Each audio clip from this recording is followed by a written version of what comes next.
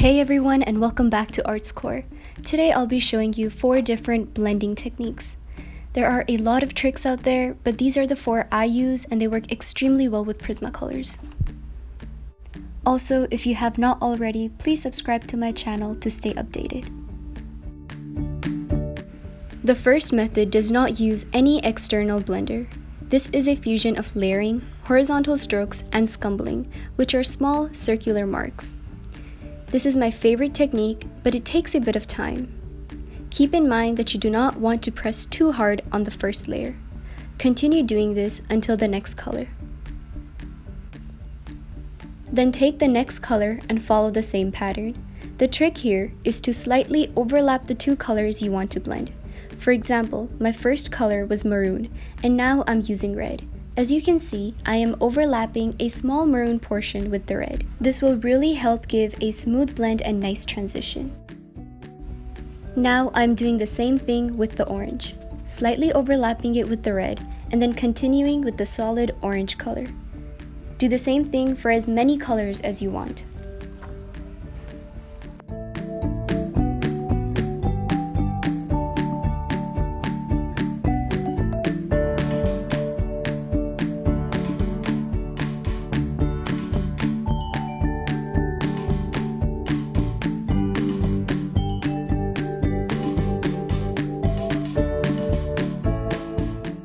It's time for the second layer.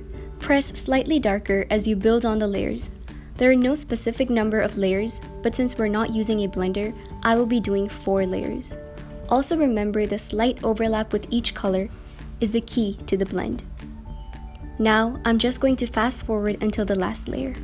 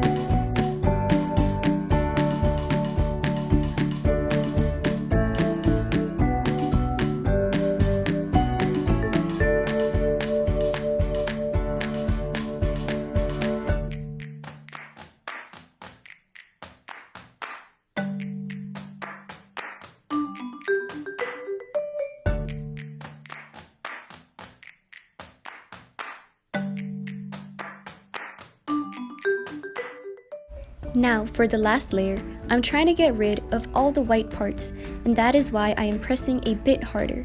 I'm also using vertical strokes for the side edge, but then I'm returning back to the circular and horizontal strokes. Although this is the last layer, do not forget to make a slight overlap for a nice blend.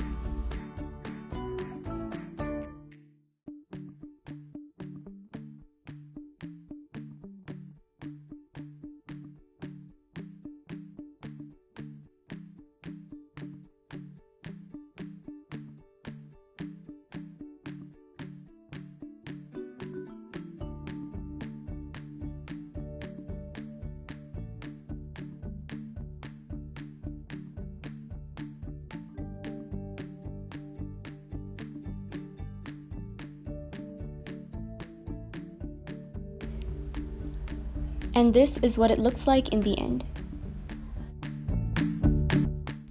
The second way to blend is with white. I'm using the same layering and scumbling trick as the first one, but only with 2 layers.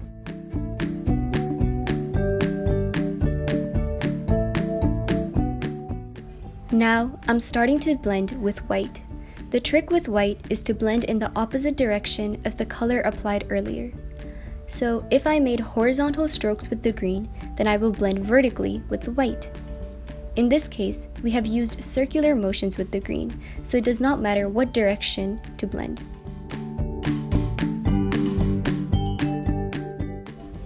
The case with white is that it lightens up the colors sometimes, so I like to go over with the base colors one more time to darken them up.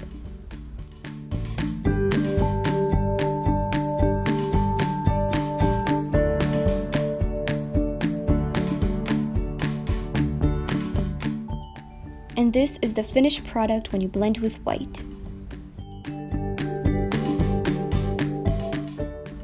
For this third method, I'm using turpentine, and this is an oil paint thinner, but it works really well with pencil colors. So first, I will apply 2 layers of the base colors using the same motion we used in the first technique. Now I have turpentine poured out with a tissue and a brush. So first, dip the tips of the brush and then dab it off on the tissue. Then start making strokes from the dark side to the center. Wipe off the excess color on the brush every now and then. The turpentine is really strong and it picks up a lot of color, so I didn't need to use it more for this box. Then go on the lighter side and work your way to the center. Also blend well in the middle, and remember to press gently.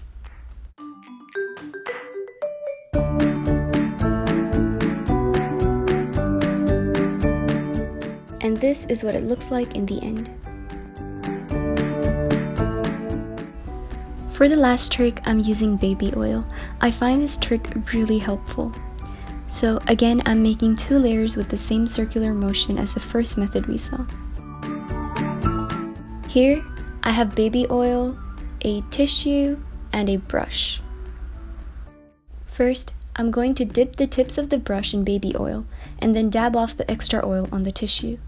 Same as the turpentine, I'm going to work my way to the center from both sides. The difference with baby oil is that it is not as strong, so I need to dip it in the oil more than once. Also, it picks up less paint than the turpentine, so I don't need to wipe it off as much.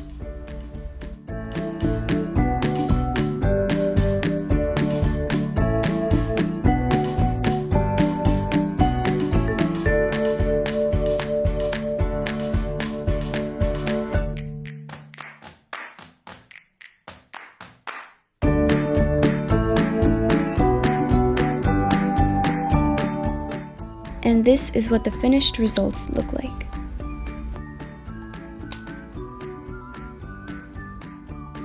Here is what all 4 blending ways look like. I hope you guys liked the video, and don't forget to like, comment, and subscribe. Thank you.